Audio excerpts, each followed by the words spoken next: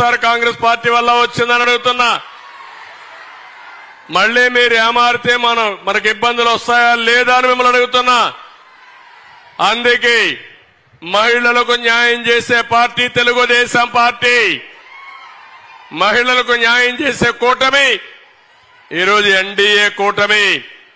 ఈరోజు పవన్ కళ్యాణ్ కూడా ఏదైతే ప్రజల కోసం వచ్చిన వ్యక్తి, నిస్వార్థంగా పనిచేసే వ్యక్తి, అలాంటి వ్యక్తిని కూడా నానా మాటలంటున్నాడు. బూతులు తిట్టే పరిస్థితికి వచ్చాడు. ఏది ఏమైనా మేమెవ్వరికి భయపడం. మీకు మంచి చేయాలనుకున్నప్పుడు కొన్ని ఇబ్బందులు వస్తూ ఉంటాయి. సమర్థవంతంగా ఫేస్ చేస్తాం. ఈసారి ఎన్నికల్లో మీరందరూ ఇదే ఉత్సాహంగా పనిచేయండి. మీరు ఇంకొక విషయం మీ అందరూ చెప్పాలి. మహిళలు ఎప్పుడు కూడా చాలా తెలివైన వాళ్ళు. మగవాళ్ళు ఎమోషన్లో పోతారు కానీ మా ఆడబిడ్డలు మాత్రం ప్రాక్టికల్ గా ఆలోచిస్తారు. మీరు ఒక పని చేయండి. మీ సెల్ ఫోన్ ఉంటుంది, లేకుంటే మీ పుస్తకం ఉంటుంది.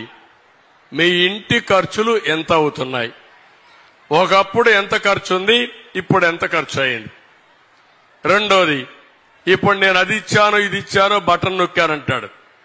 బటన్ నొక్కితే మీకేం వచ్చింది? 2. మూడోది, ఈ 2 బేరే చేసుకోండి. మీకు వచ్చిందెంత, మీ దగ్గర బొక్కిందెంత, మీ లాభమా నష్టమా? మూడోది, మీ పేరుతో ఒక్కొక్క కుటుంబం పేరుతో 10 లక్షలు అప్పు చేశాడు జగన్మోహన్ రెడ్డి. కడతాడు, మీరే కట్టాల. అంటే అప్పులు చేసి పప్పు కూడా తినేవాడు కావాలన్నా సంపాదించి మీకు సంక్షేమ కార్యక్రమాలు పెట్టి మీ ఆదాయాన్ని పెంచే పార్టీ కావాలనేది మీరు ఆలోచించుకోవాల్సిన అవసరం ఉంది. 19 రోజులే ఉంది. ఇంట్లో కూర్చోండి. మీరు మీ పిల్లలు, మీరు కానీ ఏదైనా డౌట్ ఉంటే చదువుకున్న పిల్లలుంటే వాళ్ళు కూడా కూర్చొని పెట్టుకోండి. మీ కొడుకుంటే కొడుకు గాని, భర్త ఉంటే భర్త మీరు ఆలోచించండి. ఈ ప్రభుత్వం మళ్లీ కంటిన్యూ అయితే మీరు రాష్ట్రంలో ఉండగలుగుతామా? కొత్తగా ఒక చట్టం తీసుకొస్తున్నాడు. ఈ విషయం కూడా గుర్తుపెట్టుకోవాలి. ఏదైతే ల్యాండ్ టైటిలింగ్ యాక్ట్ అని ఒకటి తీసుకొస్తున్నాడు. ఎప్పటి నుంచో మనందరికీ మీరు గుర్తుపెట్టుకోవాల్సింది, భూమి అనేది చాలా సెంటిమెంట్. మన పెద్దవాళ్ళు మనకి ఇచ్చిన భూమి, అది మనం కష్టపడి సంపాదించుకున్న భూమి. ఆ భూమి పైన మీరు చూస్తే పట్టాదారు పాస్ బుక్ ఉంది. ఉందామా పట్టాదారు పాస్ పుస్తకం? అందులో ఫోటో ఎవరిది ఉంది? ఇప్పుడు ఎవరి ఫోటో ఉంది? జగన్మోహన్ రెడ్డి ఫోటో ఉంది. అవునా కాదా? ఆయన ఇచ్చాడు ఆ భూమి మీకు. ఆ భూమి మీ మామో మీ తాతో మీ తండ్రో ఇచ్చారు. అవునా కాదా? మీ భూమి పైన ఆయన పెత్తనం ఏంటని అడుగుతున్నా నేను. ఇప్పుడు ఏ ఎక్స్టెంట్ పోయాడంటే సైకో, మీ పొలాలున్నాయి, సర్వే రాళ్లు వేశాడు. సర్వే రాళ్లలో కూడా ఆయన ఫోటో వేసుకున్నాడు. తీసేయండి అవన్నీ. అంటే ఇప్పుడు ఇంకొక పని చేస్తున్నాడు. రేపటి నుంచి ఏ డాక్యుమెంట్ ఉండదు మీ పొలానికి. 10-1 ఉండదు, అడంగల్ ఉండదు, పట్టాదారు పాస్ బుక్ ఉండదు. అన్ని కూడా ఆన్లైన్ లోనే ఉంటాయి. ఆ ఆన్లైన్ లో మేనేజ్ చేసేది ఎవరు? జగన్మోహన్ రెడ్డి. ఆయన మీ లెక్క మారిస్తే ఇంకా మీ పని అయిపోయింది. మీ నెంబర్ మారిస్తే, ఎందుకంటే కంప్యూటర్లో ఒక ప్రమాదం ఉంది. ఒక డాక్యుమెంట్ ఉంటే ఒకప్పుడైతే జమాబందీ పెట్టి ఈ భూమి నీదేనని కన్ఫర్మ్ చేసిన రోజులు అవన్నీ. ఇప్పుడు కూడా చెక్స్ అండ్ బ్యాలెన్సెస్ పెట్టి డాక్యుమెంట్స్ ఇచ్చి ఏదైనా కానీ కావాలని కొంతమంది దుర్మార్గులు ఎక్కడ లిటిగేషన్ చేస్తే దానిపైన పోరాడే సాక్ష్యాలు మీకున్నాయి. దాన్ని కాపాడుకునే విధంగా ఉంది. ఈ చట్టం వస్తే చాలా ప్రమాదం. రౌడీలు, దొంగలు, నేరస్తులు మీ ఆస్తులు కొట్టేసినా అడిగే పరిస్థితి ఉండదు. అలాంటి ఈ మనిషి ఒక తిక్క మనిషి, తిక్కలోడు. చాలా విషయాలు చేసేస్తున్నాడు. ఆ తిక్కలోడు ఏం చేస్తాడో తెలియదు. ముందే అహంకారి, విధ్వంసాలు చేస్తా ఉంటాడు. అహంకారికి సైకో నేచర్ వచ్చిందనుకోండి, పిచ్చోడి దగ్గర రాయిస్తే ఏం చేస్తారమ్మా? ఏం చేస్తాడు? కొడితే మిమ్మల్ని కొడతాడు, లేదంటే పక్కోళ్ళు కొడతాడు, లేకపోతే అతనైనా కొట్టుకుంటాడు, అంతే కదా. ఆ పరిస్థితిలో ఉన్నాడు ఈరోజు. అందుకే జాగ్రత్తగా ఉండమని హెచ్చరిస్తున్నా. నా కోసరం కాదు, మీకోసరం, మన పిల్లల కోసరం, మన భవిష్యత్తు కోసరం అందరం జాగ్రత్తగా ఉండాలని మరొకసారి కోరుకుంటూ, ఇప్పుడు నాకు ఒక నమ్మకం వచ్చింది మిమ్మల్ని చూసిన తర్వాత. గజపతి నగరం తెలుగుదేశం పార్టీ అఖండ మెజార్టీతో గెలుస్తున్నాం. గెలిపిస్తారా లేదా అని మిమ్మల్ని అడుగుతున్నా. గట్టిగా చెప్పండి, గెలిపిస్తామంటే. ఇప్పుడు మీరు అడగాల్సిన రా గెలిపిస్తామని గట్టిగా చెప్పండి. Okay, good. ఇద్దరు కూడా యువకులు. అప్పలనాయుడు ఒక సాధారణ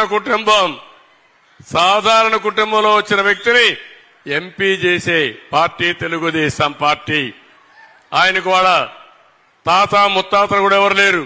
కనీసం శ్రీనివాస్ తాత అయినా ఎంపీగా పనిచేశాడు. పైడితల్లి నాయుడు బాబాయ్ ఎమ్మెల్యేగా పనిచేశాడు.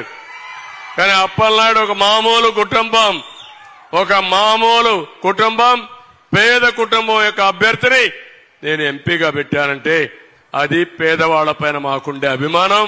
ఇది చేస్తాం. మీరు కూడా ఆశీర్వదిస్తే రాబోయే రోజుల్లో పేదవాళ్ల మనుషులు ఎక్కువ వస్తారు. సిద్ధంగా ఉన్నారా తల్లి మీరు? ఓకే, ఇప్పుడు మీరేమైనా క్వశ్చన్స్ చెప్పాలన్నా, సూచనలు ఇవ్వాలన్నా ఇవ్వండి. ఎవరన్నా మాట్లాడాలంటే మాట్లాడండి.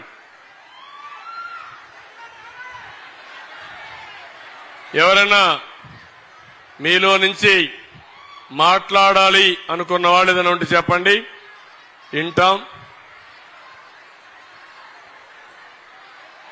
ఓకే అమ్మా, నీ పేరేంటమ్మా? గట్టి చెప్పు. కాయితండి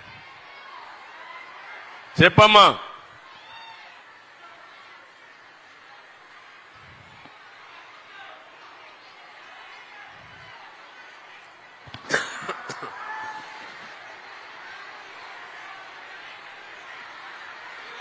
ఏ మైక్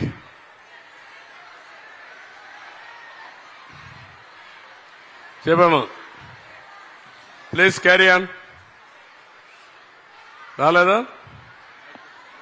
ఏ మైక్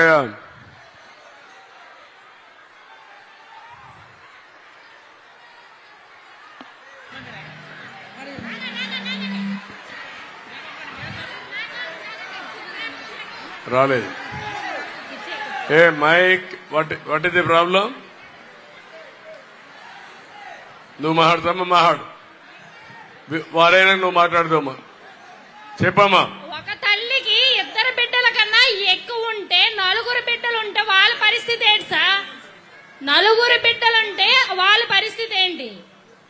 ఏం చేయాలంటావు?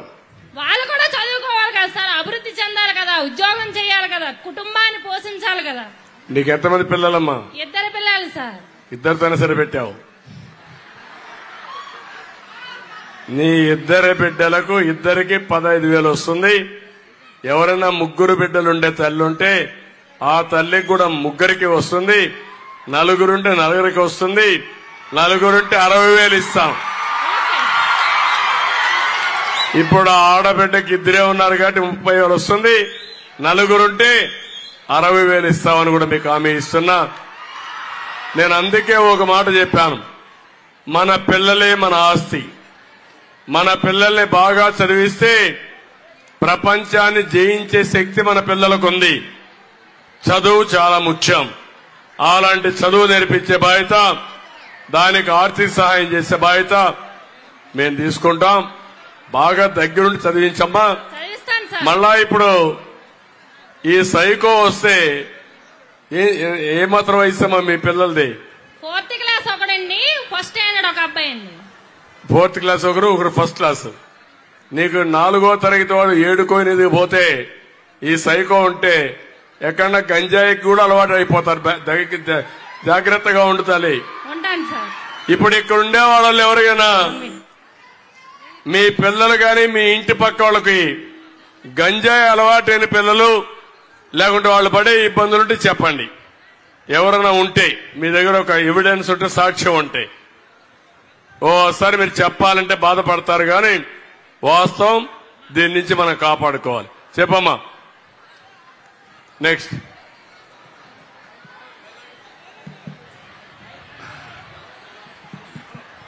పైకెక్కమ్మా. పైకెక్కేసి హలో కుర్చీ ఎక్కు. మాట్లాడమ్మా.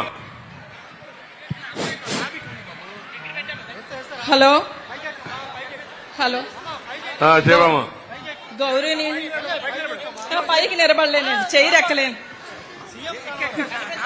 ఎవరమ్మా నువ్వు మాట్లాడేమ్మా. ఇంక అక్కడుందా?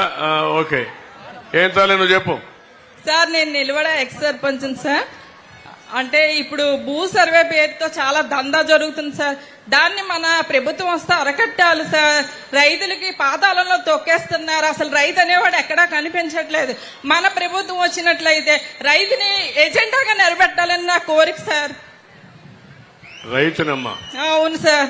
రైతులకైతే ఎక్కడ ఏ ప్రభుత్వం వస్తున్నా న్యాయం జరిగేటట్లు నాకు అనిపించట్లేదు సార్. కానీ భూ సర్వే పేరుతో పాటు భూ మాఫియా జరుగుతుంది సార్. సార్ అక్కడ ఉండేది అంటే పాస్బుక్ లో ఉన్నది ఒక పేరు, తర్వాత వాళ్ళు చూపిస్తుంది ఒక పేరు. ఈ భూమి మీది కాదు, ఆ పేరు ఉన్న వాళ్ళదే అని చెప్తున్నారు సార్. ఎక్కడికక్కడే నేను చూస్తున్నాను.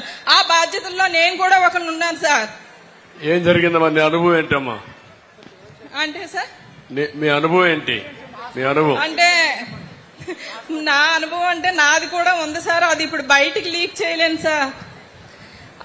అంటే రాజాం దగ్గర ఉంది సార్. అది నాకు మా పెద్దమ్మ గారు పెద్దనాన్న గారు పెంచుకున్నారండి. వాళ్ళు దత్తత చేశారు. కానీ మొన్న అది మా పేరు మీద రిజిస్ట్రేషన్ చేశారు సార్. కానీ వేరే వాళ్ళ పేరు వస్తుంది. అది అంటే సర్వే నెంబర్లు మారిపోయి మాది ఇంకో వాళ్ళ పేరు మీద వెళ్ళిపోయింది. సర్వేలో మా నెంబర్ మాది కాదు అని చెప్పాను సార్. కానీ అయినా సరే మా భూమిని వేరే వాళ్ళకి చెందుతుందంటే ఆయన చేసుకున్నారు సార్ సర్వే పేరులోన. అదే తల్లి, జాగ్రత్తగా ఉండండి. మీ భూములు మీవి కాదు. ఈ సైకో ఉంటే ఎవడో ఒకడు మీ రికార్డు మార్చేస్తాడు. రికార్డు ఒకప్పుడు నీ దగ్గర ఒక డాక్యుమెంట్ ఇచ్చాం, ఇప్పుడు డాక్యుమెంట్ లేదు. కొత్త చట్టం వచ్చింది. ఆ చట్ట ప్రకారం కంప్యూటర్ లో గాని ఒక లైన్ మార్చేస్తే నీ పేరేంటమ్మా? నీ పేరు హైమావతి సార్. హైమావతి గారు. హైమావతికి దత్తత తీసుకొని భూమి ఇచ్చారు. ఇప్పుడు వీళ్ళు ఏం చేస్తున్నారు? ఆ భూమి వేరే వాళ్ళ పేరు ఆన్లైన్ లో పెట్టేస్తారు. ఆన్లైన్ లో వేరే వాళ్ళ పేరు పెట్టేస్తే ఇంక ఈ అమ్మాయికి ఇంకా ఆస్తి రాదు. 90 రోజుల లోపల చూసుకోకపోతే ఆ తర్వాత కోర్టుకు పోవాలి. కోర్టు కూడా ఎక్కడా లేదు. జిల్లా లెవెల్లో ఒకటే కోర్టు ఉంటుంది. ఇంకొక 50 ఏళ్ళు 100 ఏళ్ళు అవుతుంది. ఇంకా అమ్మాయి జీవితంలో మళ్ళా భూమి రాదు. ఆ అమ్మాయి చూసే పరిస్థితి కూడా ఉండదు. ఇలాంటివన్నీ వస్తాయి. అందుకే నేను చెప్పాను, కొత్త చట్టం చాలా ప్రమాదం. మీ ఆస్తి మీది కాదు. మీ ఆస్తి జగన్మోహన్ రెడ్డి మన జాతకాలు రాయేస్తాడు. అది వస్తే చాలా ప్రమాదంగా ఉంటుంది. మనం గట్టిగా ఉండాల్సిన అవసరం ఉంది. ఇప్పుడు హైమావతి చెప్పిన విషయం మీరు చూస్తే ప్రతి ఒక్క గ్రామంలో ఈ లిటిగేషన్లు వచ్చేసాయి. వైఎస్ఆర్ కాంగ్రెస్ పార్టీ నాయకులు మొత్తం శాసించే పరిస్థితిలో వచ్చారు. మన భూమిని 22 ఏళ్ళు పెట్టేస్తున్నారు ఇప్పుడు. అంటే ప్రభుత్వ భూమి కింద, లేకుంటే బెదిరించి రాహేసుకుంటున్నారు. ఇలాంటి చాలా సంఘటనలు జరుగుతున్నాయి. రాష్ట్రం మొత్తం భూ వివాదాలు పెరిగాయి. దానివల్ల ఒరిజినల్ ఓనర్ మారిపోయి బినామీ పేర్లు వచ్చేసి ఇష్టానుసారంగా చేసే పరిస్థితికి వచ్చారు. తప్పకుండా నేను దృష్టిలో పెట్టుకొని ఇవన్నీ కూడా ఎంక్వైరీ చేస్తా. నేను వస్తానే మళ్ళా మీ భూమి మీకు ఇప్పించే పరిస్థితి తీసుకొస్తానని చెప్పి కూడా నేను హామీ ఇస్తున్నా. డెఫినెట్ గా చేస్తామమ్మా. చాలా ఇలాంటి సంఘటనలు జరిగాయి. హలో, మాట్లాడమ్మా. సార్, నేను మీ కళలకు రెక్కలు అనే పథకం గురించి మాట్లాడాలనుకుంటున్నాను. నా పేరు షర్మిల గాయత్రి. నా ఇంటర్ అయింది ఇప్పుడే. నేను డాక్టర్ అవ్వాలని అనుకుంటున్నాను. మీరు తెచ్చారు కదా పథకం కళలకు రెక్కలు అన్నది 5 లక్షల వరకు కూడా మీరు మాకు 0 ఇంట్రెస్ట్ మీద ఇవ్వాలనుకుంటున్నారు కదా. అది మాకు ఎంతో హెల్ప్ చేస్తున్నది. అండ్ నాకు మీ సంతకం కావాలనుకుంటున్నాను సార్. నా సర్టిఫికేట్స్ మీద ఇవ్వగలరా? ఓకే అమ్మా, తప్పకుండా. ఏం చదివామ్మా ఇప్పుడు? ఇంటర్మీడియటా? అవును సార్, బైపీసీ సార్. ఎగ్జామ్స్ రాసావమ్మా? Yes sir. పరీక్షలు రాసావు. ఇప్పుడు ఈ అమ్మాయిని చూశారు. ఆ అమ్మాయి ఆశ డాక్టర్ కావాలని, కానీ ఇంట్లో ఆర్థిక పరిస్థితులు బాగాలేవు. అందువల్ల అమ్మాయి చదువుకోలేకపోతా ఉంది. అందుకే నేను కళలకు రెక్కలని, ఎవరికైతే ఎలాంటి కళలుంటాయో, ఎవరెవరికైతే ఎలాంటి ఆశయాలుంటాయో, నువ్వు ఉండే ఆడవాళ్ళు కదా మహాడేది, నువ్వు కాదు కదా, నువ్వు కూడా మహాడిస్తానుండు. ఇస్తా ఉండు, తొందరపడతా. కాబట్టి ఆ అమ్మాయి కోసం, అలాంటి పిల్లల కోసం ప్రభుత్వమే డబ్బులు ఇప్పిస్తాం, గ్యారంటీ ఇస్తాం, బాగా చదువుకుంటుంది. ఉద్యోగం వచ్చిన తర్వాత తిరిగి పే చేసేట్టుగా ఇంట్రెస్ట్ ఫ్రీ లోన్స్ ఇచ్చే బాధ్యత మాది. ఎవరైతే జీవితాల్లో ఉన్నతమైన శిఖరాలకు వెళ్లాలనుకుంటున్నారో వాళ్ళని పూర్తిగా ఒక ఎంబీబీఎస్ కావచ్చు, స్కిల్ డెవలప్మెంట్ కావచ్చు, టెక్నాలజీ కావచ్చు, ఏదైనా సరే చేయించే బాధ్యత మాదని మీ అందుకు హామీ ఇస్తున్నా. తప్పకుండా చేస్తాను సార్, పెడతాను పైకి రాము. ఇప్పుడు ఆయనకు కూడా మైక్ ఇవ్వండి, పాపం చాలా కోపంగా ఉన్నాడు. ఏంటమ్మా మాట్లాడు, నువ్వు మాట్లాడు. రాలేదా? నెక్స్ట్. నమస్కారం సార్, నా పేరు సుబ్బలక్ష్మి అండి, మాది గజపతి నగరం అండి.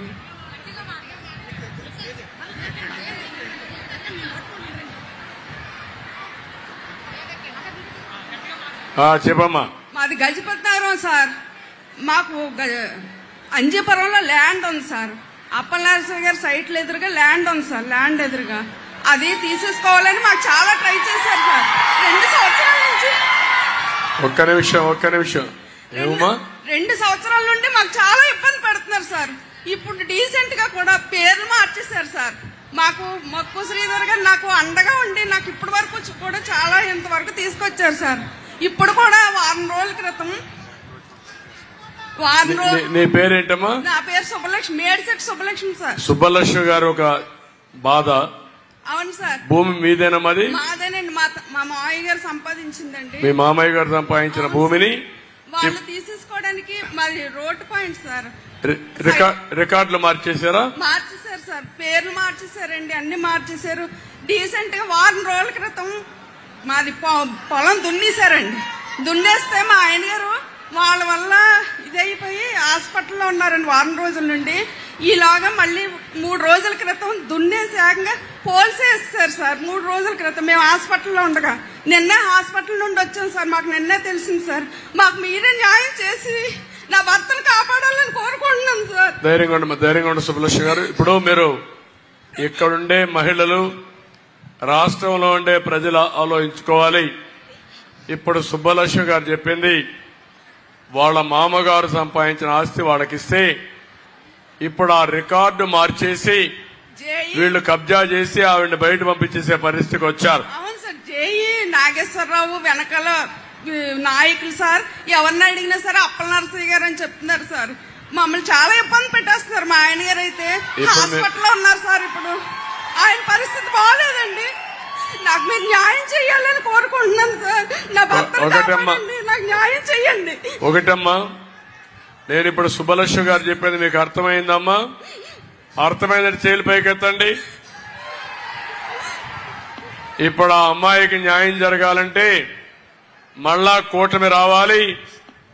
ఇక్కడ శ్రీనివాస్ ఇక్కడ ఎమ్మెల్యే కావాలి, ఎంపీగా అప్పలనాయుడు కావాలి. అదే మరి కూటమి ప్రభుత్వం రావాలి. వచ్చినప్పుడు నేను చెప్తున్నా, మీ భూమి మీకు ఇప్పించడమే కాదు, మిమ్మల్ని ఇబ్బంది పెట్టినోడు కూడా బొక్కలో వేస్తా, వదిలిపెట్టను. నువ్వెంతైతే బాధపడుతున్నావో ఆ ఆడబిడ్డను చూడండి, ఎంత మనోవేదన ఉండేది. ఇప్పుడు భర్త హాస్పిటల్లో చేరాడు. ఈ వార్త విన్నాక భర్త హాస్పిటల్ జరిగి జీవన్ మరణాల సమస్య ఉంది. ఇలాంటి దుర్మార్గాలు రేపు రాబోయే రోజుల్లో మీరు ఒకటే గుర్తు పెట్టుకోండి. ఊరుకు గొడ్ల పంపిస్తాడు ఈ జగన్మోహన్ రెడ్డి సైకో. ఆ గొడ్డలు పెట్టుకొని ఇక్కడ ఎమ్మెల్యే బిహేవ్ చేస్తున్నాడు. రేపు ఊర్లో కూడా తయారవుతారు సైకో. ఇంటికి ఒకరు తయారవుతారు, ఊరికి ఒకరు తయారవుతారు. అక్కడి నుంచి ఏమవుతుందో మీరు గుర్తుపెట్టుకోవాలి. నేను ఎక్కడికి పోయినా ఎప్పుడూ లేని కొత్త సమస్య భూముల సమస్య. అంటే ఎందుకు వచ్చిందని నాకు అడుగుతున్నా. అంటే రికార్డులు మార్చేయడం చాలా ఈజీ అయిపోయింది. కొత్త చట్టం అయితే ఇంకా ఈజీ అయిపోతుంది. కనీసం అమ్మాయి దగ్గర రికార్డు ఉంది ఫైట్ చేయడానికి, అన్ని రికార్డులు ఉన్నాయి. రేపు రాబోయే రోజులు ఆ రికార్డులు కూడా ఉండవమ్మా, అన్ని కూడా ఆన్లైన్ లో ఉంటాయి. పేరు మార్చేస్తే ఇంకా అది ఫైనల్ అంటారు. దానిపైన ఆధారాలు ఉండవు. ఆధారాలు లేని వ్యవస్థను తీసుకొస్తున్నారు. ఏది ఏమైనా ఆ అమ్మాయి చెప్పిన దానిపైన ఒకటి చెప్తున్నా, డెఫినెట్ గా తిరిగి ఆ భూమి వారికి ఇప్పించే బాధ్యత, వాళ్ళ భర్తను కాపాడే బాధ్యత మాదని మీ అందరికీ తెలియజేస్తున్నా. థ్యాంక్ యూ అమ్మా. ధైర్యంగా ఉండు, ధైర్యంగా ఉండు.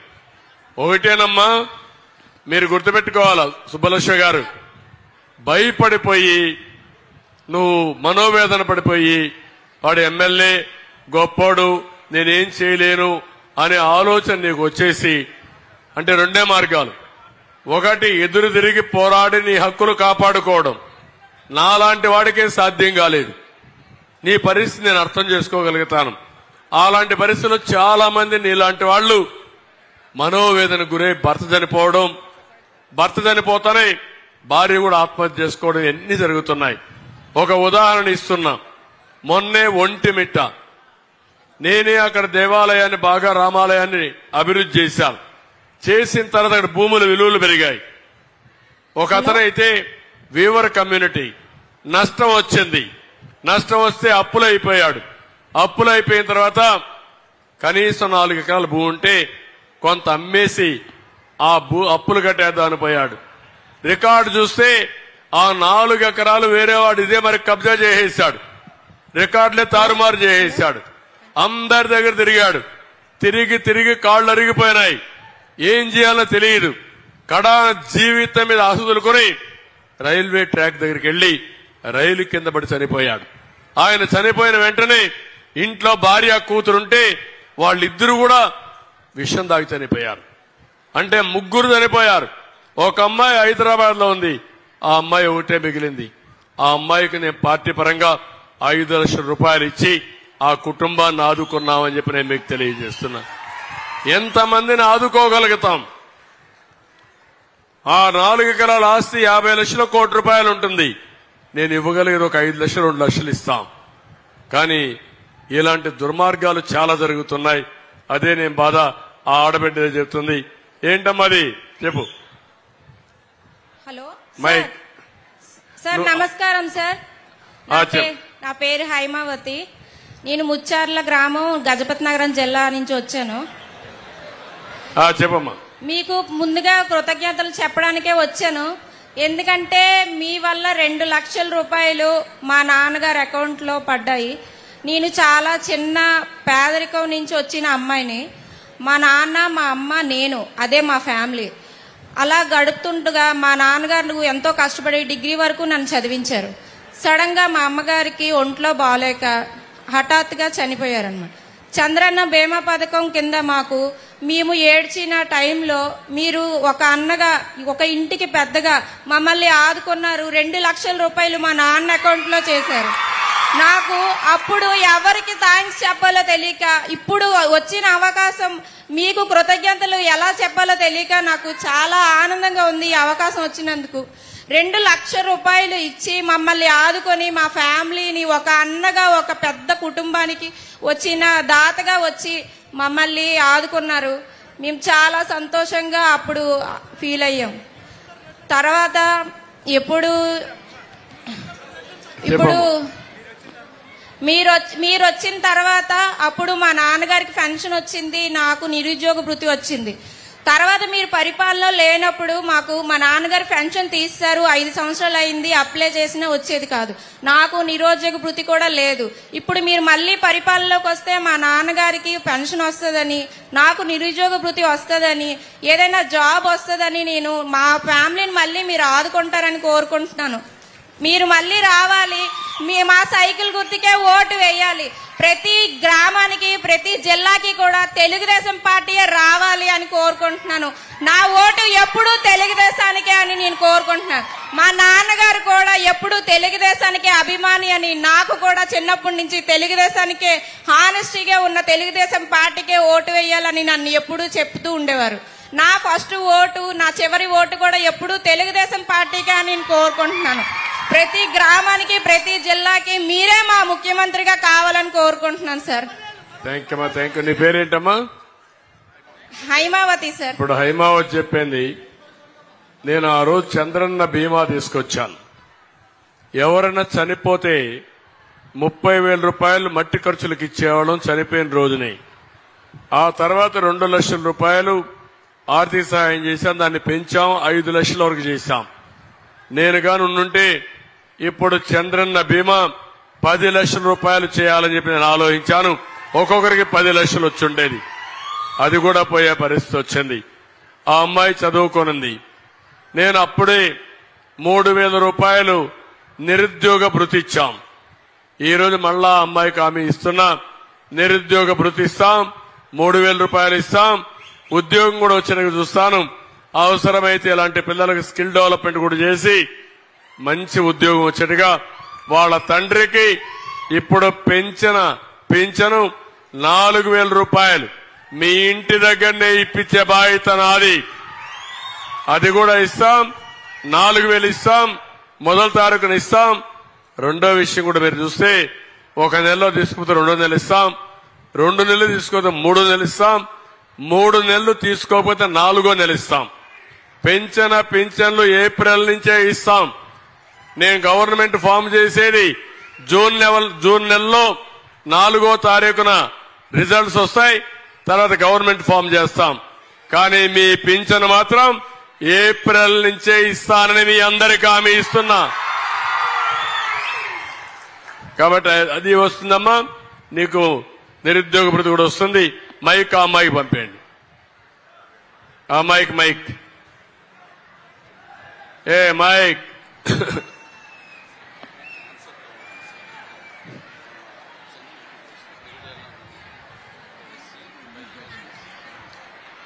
ఇది అయిపోయి 2 రోజులు అయిపోయి. నమస్కారం సార్. చెప్పమ్మా. మాది గొల్లపేట గ్రామం. నా పేరు పైట్రోజ్ అండి. మా నాన్న పీతల రామ్ అండి.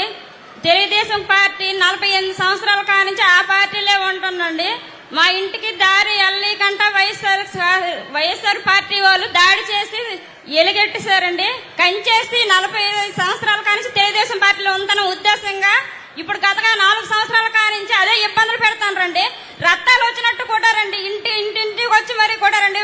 ఊరు మొత్తం అంతా మా నాన్న కూడా రండి. మా నాన్న ఒక్కడే తెలుగుదేశం పార్టీ అండి.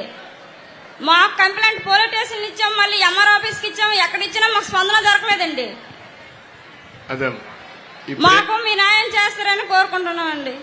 ఇలాంటి దుర్మార్గాలు కూడా చేస్తున్నారు.